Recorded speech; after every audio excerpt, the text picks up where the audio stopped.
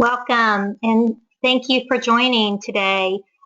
We are going to discuss the reality of online and virtual recruiting.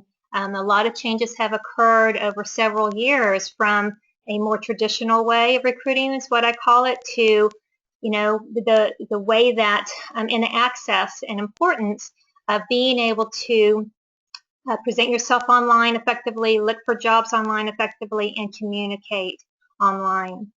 This is Deanna Laird, and I'm with AccountingFly. I lead up our University Services division at AccountingFly. And, putting on these webinars and content like this is all intended to hopefully make you more successful in a job search and a more competitive candidate. So I do hope that you find this useful and helpful, and I'm glad that you are with us today to learn a little bit about this arena. First, I'm going to make a few announcements because, again, we put a lot of emphasis on content for you all, and I just want to give you a heads up of some webinars that are coming down the road, just so you can jot them on your calendars. For the students out there, I know that time has gotten very busy lately with classes and job hunting probably and organizations and all the things that you're involved in. So I hope this heads up will be helpful to you. Next week, we're going to talk about creating your personal brand.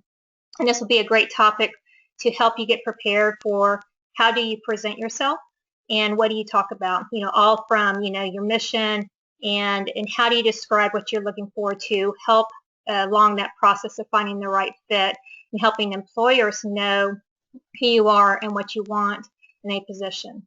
Okay. After that, we will have a session with Andrew Argue again, the Bean Counter host, and we're going to talk about ways to contact any accounting firm. Okay. Well, you'll see some similarities, and today we're going to talk about outreach to firms or companies that are not necessarily in your backyard and may not be recruiting in your home or on your campus. So this virtual recruiting world really does open up doors and windows, but you do have to take advantage of it and know how to operate in it. Then a few weeks down from that, some of our partners at University of North Carolina, Chapel Hill, will be talking about the value of a network, and they're going to use some of their alumni to illustrate that for you. So that'll be a really interesting session. And then October 19th through 23rd is our Meet the Firms event.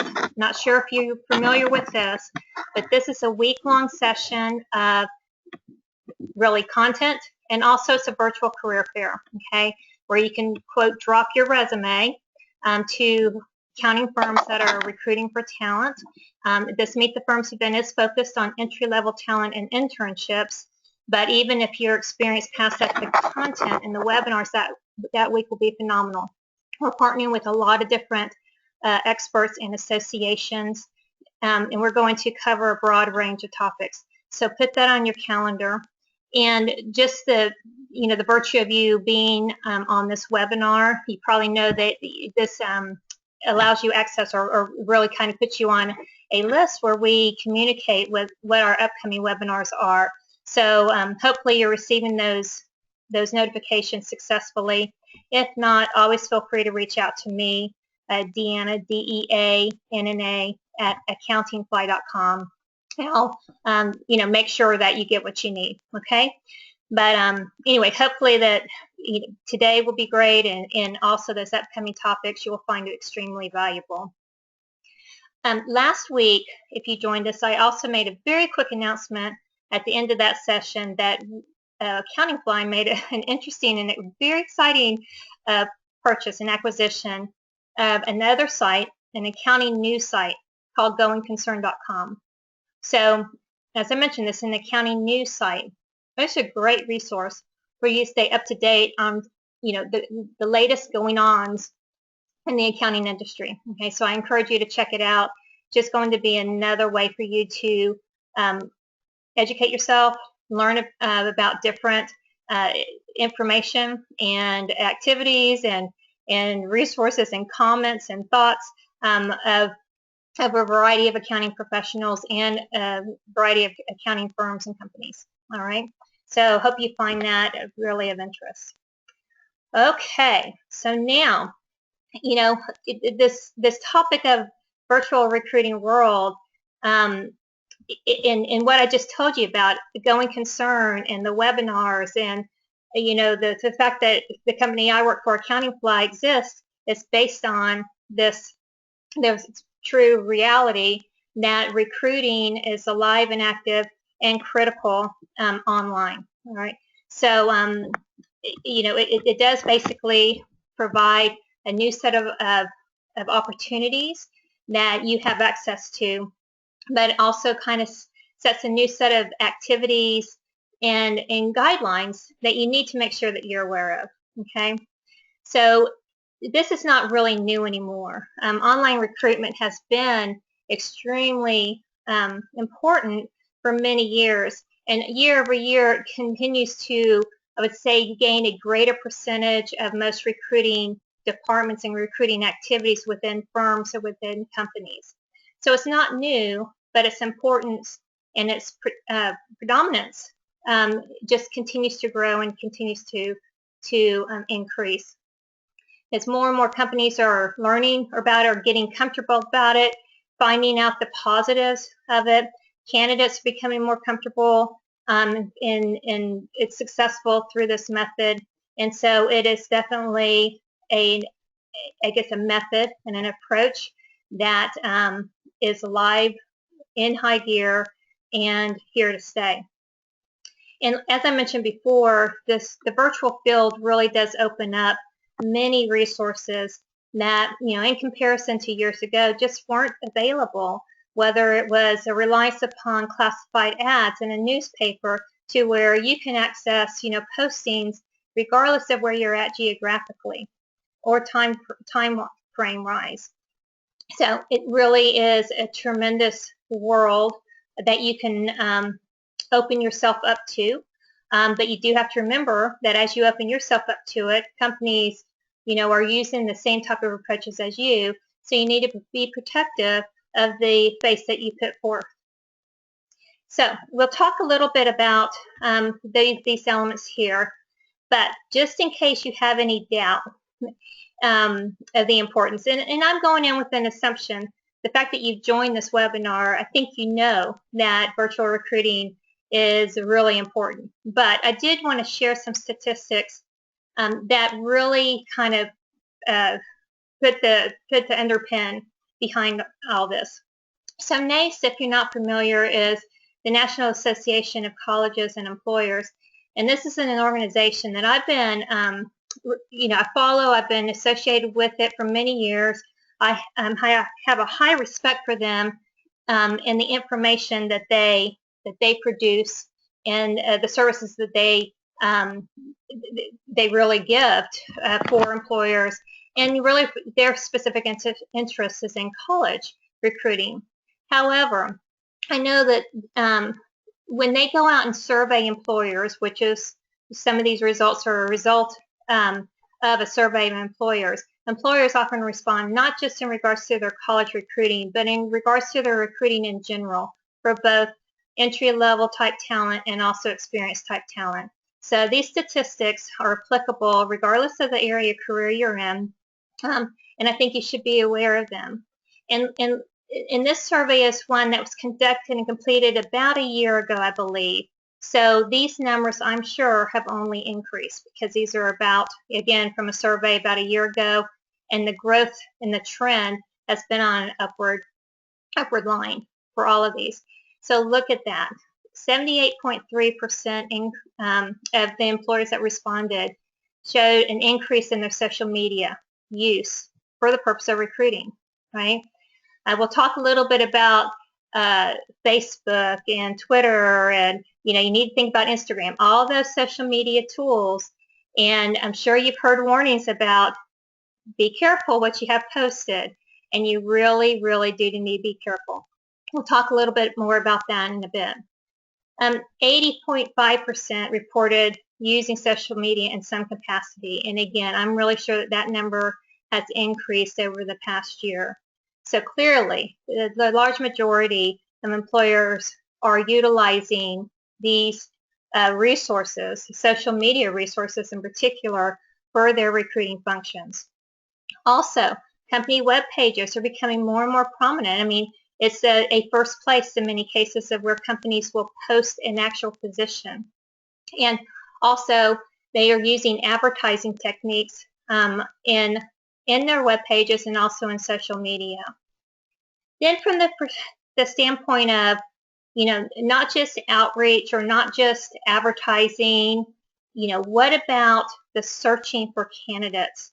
And you can see about 50% said, instead of the traditional method of maybe going to campus or having a headhunter, they're using virtual recruiting, online recruiting for about 50%. 50% of the employers use that method to find the candidates that they think would be a fit. That means you need to be accessible online. You need to have a profile, resume online so that you can be found. Okay. Again, we'll talk about that in a bit on some of the steps that you can go about to do that. And once again, 17.8% look at a candidate's profile. That goes back to the social media. Now, in comparison, you might think, oh, 17.8%, that's not very much, not much what we have to worry about. And it's true, it is significantly lower than some of these other percentages.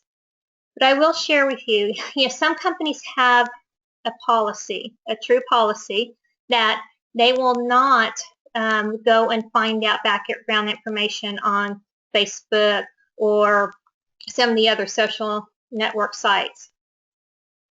Other companies, though, have no such policy. And even if a policy exists, people can just, in the line of trying to be very thorough, see what they can find out through Google searches and such. Okay? So don't let that 17.8% throw you on those that look at candidates' profiles. It still is an important activity for you to be very careful and cognizant and prepared of how you're presenting yourself online. Okay, so why are companies putting so much emphasis in this? For years and years, the other methods, were very effective. I mean, it was all that they had. But as with many changes, when new tools and new capabilities and broader reach come available, of course, companies and candidates like you should take advantage of it. And this broader reach is one of the big benefits. So let's take an example of a firm that, let's say, is in Atlanta, Georgia, okay? And they might have regional offices over the southeast part of the United States. Well, great. Traditionally, perhaps, and for their entry-level talent, they may visit some local schools in the Atlanta area, around Georgia, North Carolina, Tennessee, Florida, South Carolina, Alabama. I don't want to miss out any state, but you get the picture. It's likely going to be regionally focused for a majority of activities. It's just common sense from a time and cost perspective. There may be some additional outreach, particularly at higher levels, at the advanced degree level, certainly for experienced candidates, but they're still just from a physical, face-to-face type approach, there's limitations, right? One, because of time, because of cost, and just the doability of being everywhere. However, the virtual world does allow you to be everywhere and really have broad, effective, and efficient outreach to a very wide net beyond what your previous physical limitations allow. And the reality is recruiting budgets, on average, have definitely decreased. And it doesn't mean that the number of people that need to be hired has decreased, but the way to go about getting those people and the money available has absolutely decreased. and advertising costs and travel and costs such as putting on an information session and catering and hosting. All those are very expensive activities. Not to mention the time required for people who are traveling to the event. I mean, it's time off of work, so it's an indirect cost, but a very, very important cost. So if you imagine the reality that firms and companies have been faced with before, with these high cost activities, and if they're faced with a budget decrease mandate or necessity, well, it just makes sense to go about the same activities but in a very different way, in a less costly way. And online and virtual recruiting absolutely allows those activities to occur. Now, one thing to keep in mind is that from a job seeker perspective, don't let this frustrate you, because really the same positives that are opposed to companies are also applicable to you. It gives you as a job seeker greater access to the jobs that are out there, and you don't have to rely upon the firm or the firms that only that are coming to visit your campus, right? You can learn more about really what jobs are there and what companies are out there and what type of position do you want and who do you need to find to contact to make a connection. All right, so remember the positives that you as a job seeker are also able to have. Now, usually the discussion around virtual recruiting is really focused on the networking aspects of it, and they are critical. How do you find out about jobs? How do you connect with people? How do you prepare your profile so that recruiters can connect with you? All of that networking activity is really the starting place, right? And you need to be very good at this, and you need to be very prepared at this. So we're going to talk about some of these specific things and steps for you to consider. We are going to move beyond networking in just a bit to talk about a few other things that I think are just as important depending upon the stage of the recruiting cycle, okay? But anyway, starting with networking, like I mentioned, the access to information virtually has broadened your capability of, learning who is out there, learning what positions are out there, learning what firms and companies are offering and what the potentials are, okay? So the net is wide and you can cast your net very, very wide. Social media sites many of them are for, some of them specifically for really professional use, like LinkedIn. Some of them are really historically more set on the social aspect, but there's no doubt that the professional touch points or professional purposes have infiltrated some of the social media sites as well. Okay, and I know that companies have, I guess, utilized sites such as Facebook or Twitter at different levels. But at a minimum, you will probably be able to find at least company information, even if they're not very proactive in reaching out on a Facebook, because they want to keep, they really want to leave the opportunity for touch points left up to the candidate, since it's more of a social site. But the social media sites are very important, okay? Also, niche job boards offer a very good opportunity for targeting. And that opportunity is not only important for you to make sure that you're spending your time looking at the jobs that really fit your background, but it's also very important for the employers, the recruiting companies, to make sure that they are spending their time in areas for the right talent, okay? Sometimes in the past, some job boards have grown and gotten very, very big. And, so the volume can be phenomenal, right? but niche job boards have had an increasing importance just because, you know, this recruiting function is hard and you need to narrow down to the most appropriate positions and the most appropriate candidates as quickly as possible. And the targeting allows both job seekers and employers to do that. So they're highly valued, certainly by employers. And then additionally, the company web pages, as I mentioned, have just become more robust, and they really present a very effective and cost effective way to communicate, whether it's about what the businesses the company is in, such as industries or types of verticals, but also they can communicate about their employees, their leadership, their thought leadership that they share with others, like if you're an advisory service or a consulting type company, and also can you can really use a company website as a sales tool to share information about what is it like to work here, what types of training and development do we offer employees, what are our other employees saying, you know, who are they, to see if you find a right fit for them.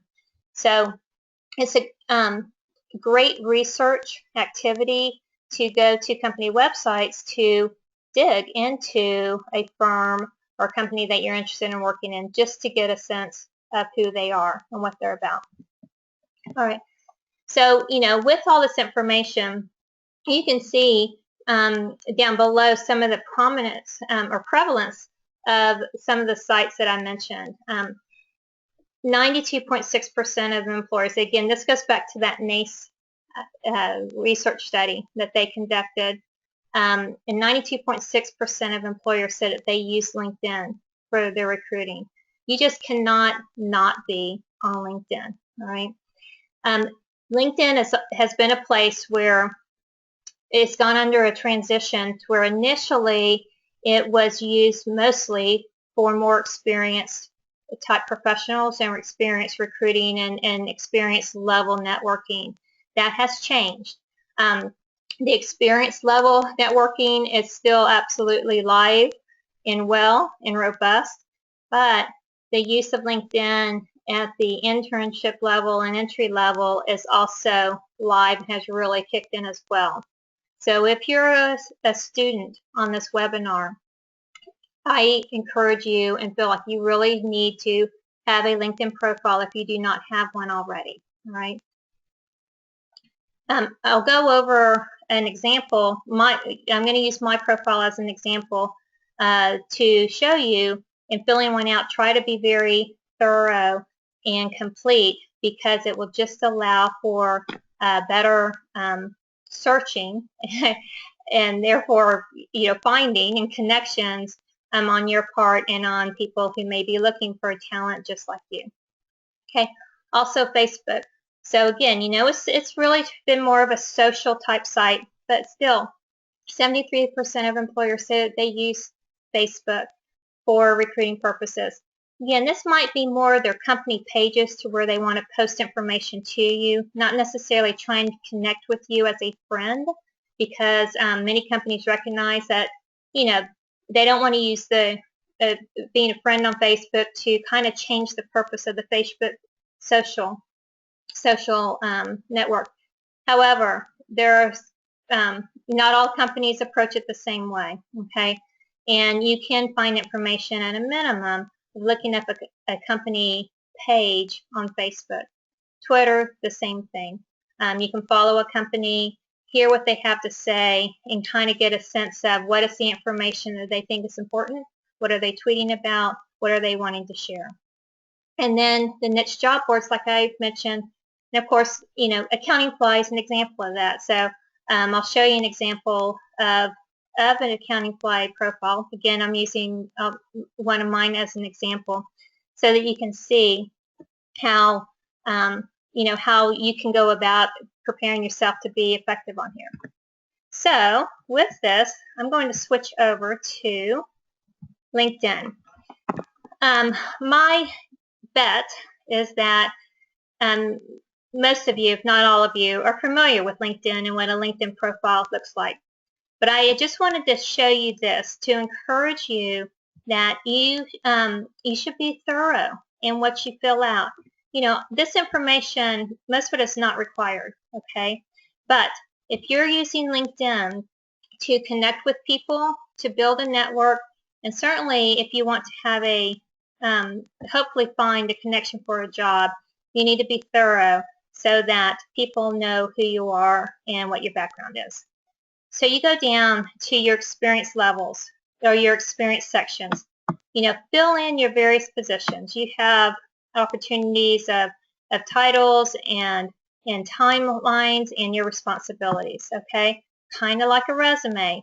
And you can easily copy and paste if you want sections of your resume into this, so it's really not difficult to fill out these sections. In your education, be thorough. Let people know what your degrees are that you've achieved or that you're achieving, all right? It's important for recruiters to understand this and to have a picture of you. And then as you build your network, you can connect with people and you'll have the opportunity to endorse them for skills that you know they have, and then in return they will often endorse you for skills that they know you have. And you can start to build a repertoire of various skills really coming from the endorsement of other people. And that's a good sign for recruiters to look at so that they can understand, in addition to your resume, what are other people saying about you. Okay, so those are some main points I want to encourage you to be thorough on. In LinkedIn, again, if you do not have a profile, if it's not robust, put that down on a sheet of paper that you need to do that as one of your first priorities.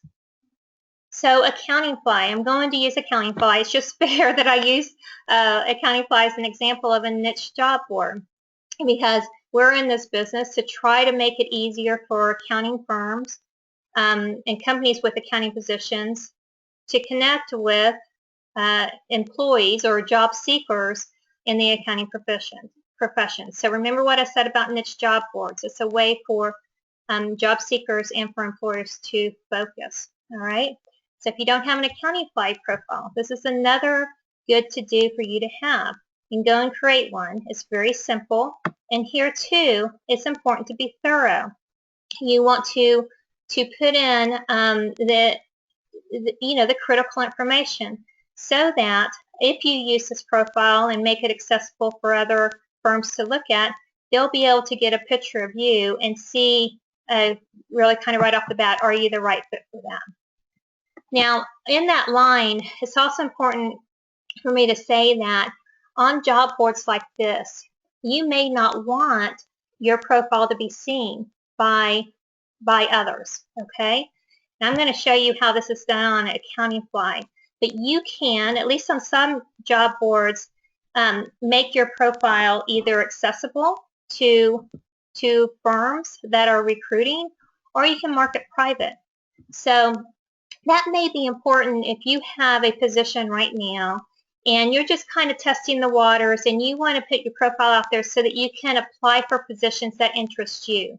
But you do not want your profile available for maybe the recruiting department or the partner in your firm to look on the job board and search for talent and find you as a job seeking. You know, so in most cases, you can make your profile private, and on AccountingFly, you absolutely can. And you'll look for a section like this, privacy, and then if you want your profile to be private, you mark that, okay? On the other hand, maybe let's use the example of students. And, you know, when you're getting your degree, it's just accepted. Of course you're looking for a job, right? You want to try to line up a position for after your graduation or the summer before your junior or senior year. So the privacy of your profile probably isn't all that important to you, okay? So it just depends upon your circumstances. Now, one other thing I want to show you before going back to the presentation deck is just about researching a company. As I mentioned, companies and firms are using company pages in their websites very effectively. So, I used to work for PricewaterhouseCoopers, and so I've gone back to my old stomping grounds here to use them as an example, because I know that they've done a really good job over years of building their website to show great information. Now, you can go to the career site, and that's the place that would be good for you to go. But I'm not going to go there in this example, because what I don't want you to do is just go to the career site of a company webpage and forget about all the other information there. You can find out a lot about a business and a company by looking at the other pieces of their website and what is it that they're talking about. So look at this, the services that they highlighted of what they're in, okay? The industries that they're in, right? What is their research and what are their insights that they're talking about and offering up? By going and looking at some of the other pages on a company website, you can learn an awful lot about the businesses, one, that they operate in, the businesses that are important to them. You can get a sense of their culture, and you can try to make an assessment of, is this the place that fits my interests, my business goals? And then if yes, terrific. Then go to the career pages and dig a little bit more. They can talk about the development that they offer employees, and profiles of different employees, just to help you tie down a little bit more about what it's like to work there and helping you make a decision if it's a good spot for you. Okay, so back to social media. Again, remember, go and clean them up if you need to. All right. That includes pictures, postings, whatever you think is not appropriate. Or, like on Facebook, check your privacy settings. Make sure they're at the right setting for you. If you're in a job-seeking situation, just know who has access to that information, and then on sites where the information is accessible, make sure that what you're showing is the reflection of who you are, that you want to present to the world. Okay. We've already talked about that, updating or creating your profiles. Write that down if you haven't, and I would encourage you to do that ASAP. All right. And then one last thing that I want to mention in this process of connecting and networking to find opportunities is many companies and many job boards will allow or offer email alerts of new jobs, or jobs that fit your profile, maybe that you have put in previously. The IRS was with us. A representative from the IRS was with us last week, and we were talking about accounting opportunities and accounting career with the government. And he talked about the USA job site, okay, that is the main site for all government jobs and connects with all the different various agencies. And, he mentioned too that, of course, a lot of their activities are controlled by budgetary considerations and so forth. So I think it's fairly common. Some people go and look for a job and they'll search, but there's no available jobs currently because perhaps the budget hasn't been passed for the IRS to begin recruiting yet. Thing is, who knows? Next week the budget may be passed. And there's a way to save your searches and sign up for alerts that when new jobs come on that match your search, you'll be notified, so that you don't have to just continually going back to the site to look for, hey, what's new, what's new. When job boards or sites like the government or company sites offer that, take advantage of it, because it will just make it easier for you. Instead of remembering, I was on this site last week, let me check it out again. getting an email alert about new opportunities makes it very easy. I would caution you about being too broad, though, because if you have your searches very, very broad, then you could get lots and lots of emails. But human nature being as it is, you will probably start to ignore some of those emails if the jobs really aren't fitting on what you really want. So try to be specific. Be true to what's really going to interest you in a position, especially on those alerts, so that when an alert comes in, you know that you should pay attention to it and not let it go by the wayside and possibly miss it. Okay, now we're going to go past the networking stage. Let's say that networking has worked, right? And you found a position. Maybe you connected with somebody at a firm through LinkedIn, and you saw a job through a job board. You connected with this person, and you started up a relationship, and they want to interview you because they've looked at your profile, which was robust and thorough. They think you're a great potential fit. All right. Well,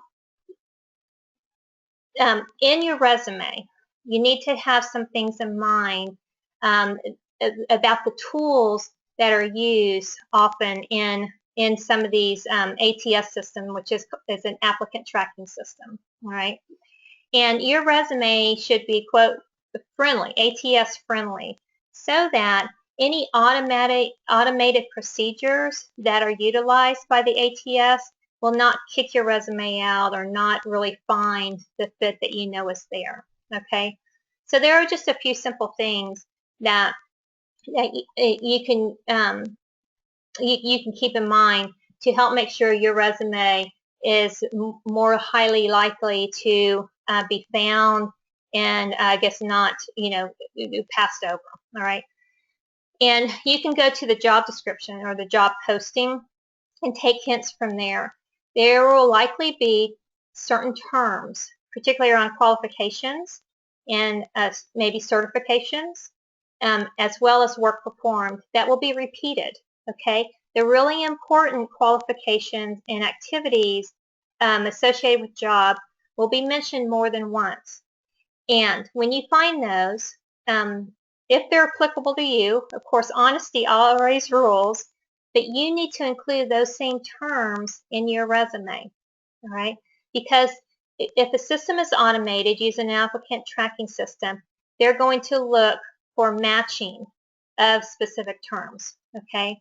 Sometimes association of similar words or similar meanings can be applied, but just be, more assured and use and really emulate the same language that the firm is using. All right. And then also formatting, keep it simple. It is smart to organize a resume so that different sections stand out and so that you have, it's basically a view that's easy to read. We've talked in prior webinars about resumes, how to make them effective, and include some structural comments about, education section and experience section, and how do you highlight specific attributes or accomplishments, all right? So you do need to have the resume friendly to the eye, right? But you also need to have it friendly to a system, okay? So you find a balance of some formatting that will make it easily readable, but not to where it gets so complicated that the system won't be able to make its way through it. All right, your usual bolding, different font size, and simple bulleting will be just fine, and you'll be safe with those type of formatting techniques. All right, now once you apply, you can't let the ball drop there. You need to have a follow-up strategy.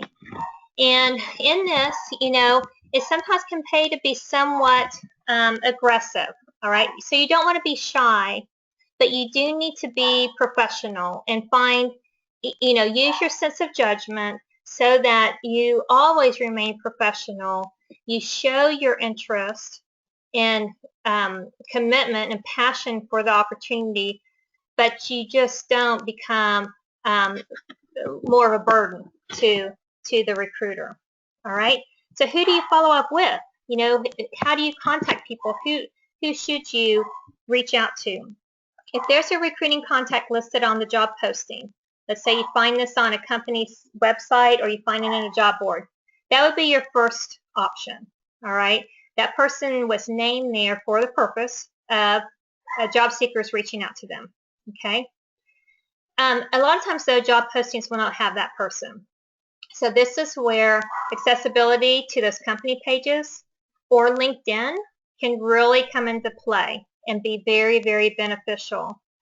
Search on the company pages, maybe the departments, the area, if it's auditing, the auditing area, if it depends on how narrowed down your job application was.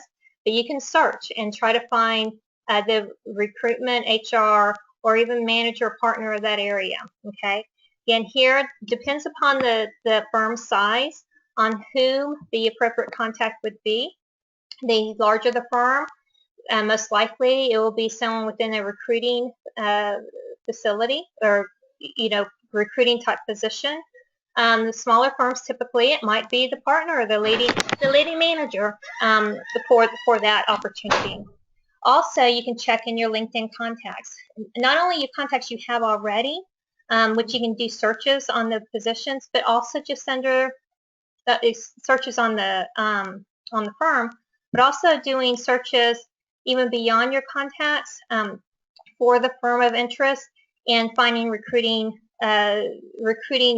professionals there. And from a timing standpoint, wait about 5 days after your application, and then it would be appropriate to follow up. The difference would be if there was an actual closing date, let's say the closing date of August 31st, and you actually applied on August 1st, well, wait 5 days after the August 31st date, okay, and then you can follow up, not 5 days after the August 1st date of when you applied. Recruiting activities typically will review people who are applying throughout the posting period, but they have that posting closing date up there for a reason, and they largely will not make decisions of who they're going to interview until after that closing date. Okay, if a job posting says no calls, then don't call. Respect that. Show that you actually read the information and that you will follow instructions and respectfully, follow what their requests are. Otherwise, you can call them, and then I would suggest that you can asking if you can call them up again, say in another week, if they just haven't made a decision at that point. Asking for permission should be perfectly fine. In that way, it also sets an expectation that, hey, you're going to be calling again, and yeah, you are so excited about this, you just don't want the ball to be dropped. Okay? But listen to the person that you're speaking with. Be able to assess them. Read very carefully any instructions on the job posting. Also read carefully any emails that they may send you to know what they expect and how they want the process to follow. And then follow their cues so that you don't seem as, someone trying to rock the boat. You want, again, show your interest, but also kind of be respectful and professional along the way. Okay, the last topic I want to talk about is video interviewing. So let's say you have the interview. Great, all right? Many companies are moving more towards interviewing via video, interviewing online. And a few years ago, I would say that this was a pretty new approach. And now, not so much. It's, I think, fairly common, although I don't think that it's the most widely used interviewing technique, but do not be surprised if you're asked to interview via video. For the same reasons that we talked about before. It's less costly, and it's a whole lot easier to schedule. No one's having to travel. You aren't having to travel somewhere, or the interviewer doesn't have to travel somewhere. And so there's just more flexibility and, hey, let's, do you have time on a Tuesday or Friday, anytime between Tuesday and Friday, and set up I'm going to be there on Thursday, and this is the day we have to meet. Just really offers some very nice, flexibility options, and makes it a little bit easier. But you do need to still prepare. So it's still an interview, and some of the challenges I've seen in the past is where, because it's not directly face-to-face, sometimes it hasn't been taken as seriously, and that's a big mistake. So you need to recognize that even if the video is through a computer webcam, and the person you're talking with is not across the table, the purpose is still the same. You still have the same goal as an outcome. Professionalism, preparedness is absolutely important, just as special as it is in face-to-face. And actually preparing is probably even more important for a video interview. And here's some reasons why. So you won't have a room that the firm has set up for you to come to, whether it's maybe an interview room on campus, or in a meeting room, a conference room, and their downtown offices. You will be finding your location that you're going to sit with your computer, your laptop, whatever tool you're using, and really that location is your choice, and you need to choose wisely. You need to have a place that's quiet, where you don't have any distracting noises or people walking behind you. You need to make sure you don't have things like your phone that could disturb you during the session. You need to think about your background. It needs to be really kind of plain. You don't want it to be, oh, how cool and artsy and all that, because that would be distracting, right? I mentioned no people walking behind you. Just kind of plain, simple background to where you will be the focus. And for you to be the focus, you need to have good lighting so that the interviewer can really see your face and see your expressions, and really make a connection with you via the webcam. Okay. Test your equipment beforehand. Test your audio. The angle of your camera is very important. The distance of your face from the camera is very important. And all these things sound pretty simple, but there are some real good examples of where they didn't go so weird, where like the camera, the webcam was kind of looking up, at a person's face, or the, if person's, sitting very close to the webcam to where just a portion of the face is seen by the interviewer. Just test it out. Have someone looking on another computer giving their opinion of, yep, that looks good, the sound is good, it's clear. They may you may learn that you need to speak louder. Make sure that you don't speak too quickly. All those things are very important. And then practice, okay? When you're practicing, remember that what you do with your head and with your arms and with your hands is extremely important. Some experts say that it's even more important than what you actually say, all right? So you want to have body language that is positive, all right? Nodding your head, smiling, don't scowl, don't like roll your eyes. All those, especially when you're not seeing someone directly across from you at a table, it may be a little bit easier to fall into some less cautionary behaviors. So don't allow yourself to do that, okay? Remind yourself that you need to have positive movement, body language, eye contact, smile, lean a little bit forward, but again, not too close to the camera, but show engagement with the interview process. And look in the camera eye, not at the screen. So that way your eyes will, if you look at the screen, your eyes will be looking down a little bit, and to the interviewer, you won't be having eye contact with them. All right, so some technical considerations when you're preparing for a video interviewing. If you will be sharing your screen, and you need to recognize and realize that anything that's on your screen can be seen. Okay, so it might be other files, but if you have things pop up on your screen, or if you have chat conversations going on, all those could be seen by the interviewer if you or maybe like in a case study type interview where you're sharing your screen and showing how to solve a problem. All right. So minimize or close down all those other things during a video interviewing. Make sure that your battery power is fully charged, or just make sure you're plugged in. Okay, you don't want any snafus just because you lose power. And then after your preparation, you'll be using your camera during the interview, but between your practice time and the actual interview, you might want to consider covering the webcam, because there have been some funny stories to where people didn't realize, they had a practice session, but they didn't fully close out, and all along, their camera was active and live, and people didn't realize that. So, if you use your webcam, you might want to start getting in practice when you're not using your webcam.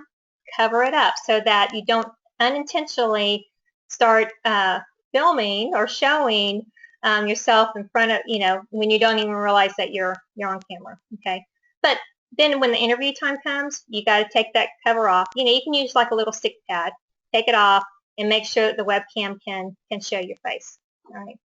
If you're sending resumes or any information, send it at least 15 to 30 minutes before the actual interview. You don't want to send it right at the start of the interview, because then the interviewer will have to go to their email and pull it up, and maybe they wanted to print it out. Whatever case, send it with enough time beforehand for them to get it. And I mentioned the professional appearance. It's just as important when the interview is done via video. And remember to smile. Always, I think, one of the best hints. All right, those were the tips I wanted to cover today in this virtual recruiting session. And I have not looked at questions yet as I was speaking. So I'm going to try to get to my question panel, and it just disappeared on me, to address some of these questions. So let me try to get here.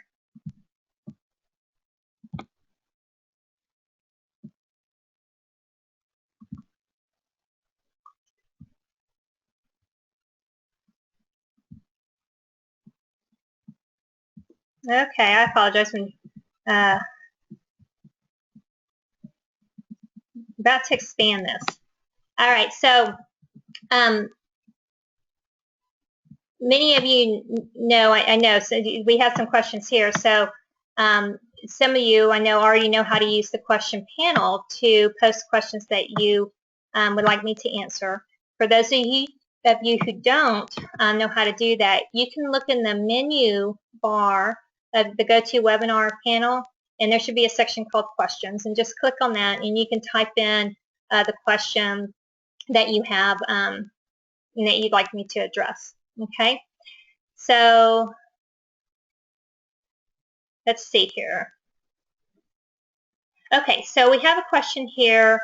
What are niche job boards and where are they located? Okay, so I'm going to use the example of AccountingFly again, because AccountingFly is an accounting niche, an accounting focused job board.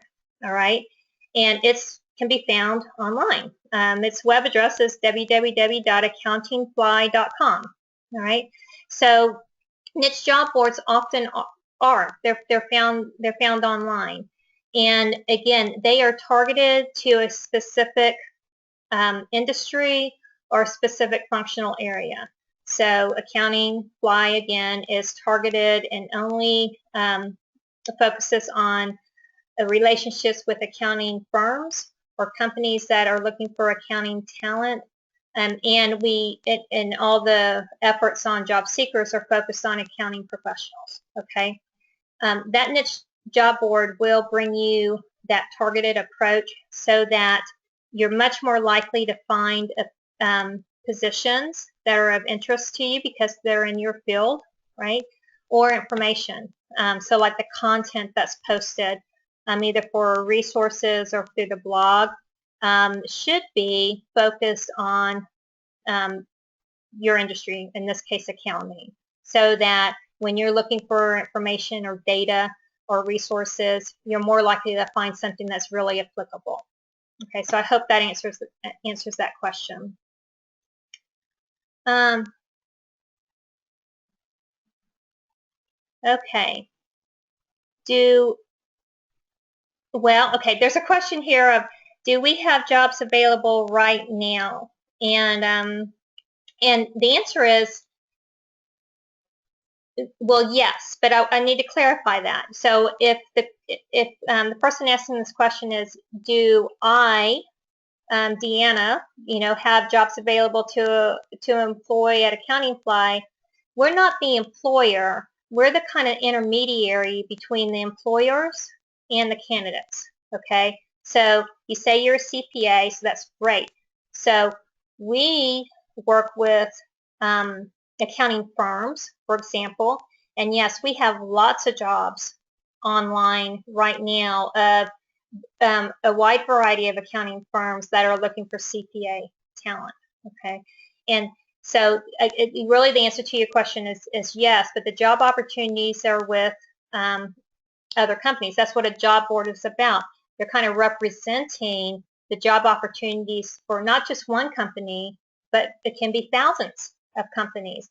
And that's why, it's one technique that from a job seeker's perspective, you can use one job board and easily broaden your reach out to hundreds or thousands of companies through the one location, the one site, and you don't have to go to individual company sites to find the jobs at company A and then go to the company B's website and find the jobs there. A job board can integrate those for you, okay? And you do that, you go on the site and you can search for jobs and see what pulls up for, that's of your interest area, okay? Okay, let's see, what would you say in an email regarding a follow-up when applying to a job online? Well, excuse me, I would first introduce the situation saying, I have applied for your job title, and if there's more information like in the tax department at XYZ and Associates, okay? I am very interested in this opportunity, and I would, I'm following up to see if I can find out status of my application. Then I would go and do a little bit more of a sales about me. I am, I'm in the process of attaining my CPA with expected completion date in December of 2015. I just graduated with my Master's of Accounting degree from such and such, and I am looking forward to building upon my 6 months of tax experience and starting off my career in a tax department at XYZ and Associates. All right, so give a little bit of a kind of sales paragraph about who you are and what your qualifications are. Say again, I am very interested in this position. Can you guide me in the best way to learn of my status and to follow up? And ask a question, a very specific question, or what do you suggest, or who do you suggest I speak with to learn if I'm a viable candidate? Don't just leave it kind of vague about, I hope you will find me a valuable candidate. Thank you, or sincerely, Deanna Laird. Ask them a question. A person receiving the email will be much more likely to respond. Then, again, 5 days is a good time frame to follow up if you don't receive a response to that email. And, hopefully you will receive a response and you won't be in this cycle of just keep on reaching out and never hearing anything. But if you are in that cycle and you still don't get a response back, every 5 days, I would say for 3 times I would follow up, and then after that I would give it a break, go back and look online, see if the job's still posted or what the situation is. Try to find a different route through LinkedIn, contact a different way in. but I wouldn't keep on sending email after email after email if they're not doing anything, because it's wasting your time and they're just not responding to the emails in the first place. Again, hopefully you will get a response. Companies do sometimes find themselves where they're just so inundated with volume that even if they'd like to respond, they just really don't have the capability to do it. So don't take it personally, but also know when it's time to move on and just use your time more effectively. Okay, but I would be short, up front, say what you applied to, give a little bit of background about yourself to make yourself attractive, and ask a question about, am I a viable candidate, or how can I find out more, and close it. All right. Okay. Are there niche job boards targeted towards specific job industries such as auditing and taxation? And my knowledge right now is no. I will ask around now, but I am not aware of any job boards specifically for auditing or specifically for taxation. But you know what? If I find out differently, I will. I'll send you an email on what I find out. Okay. All right. I'm just looking to see. All right. I don't think I'm missing anything. If I am, I apologize. But we're also past the top of the hour anyway. So I'm going to close this out.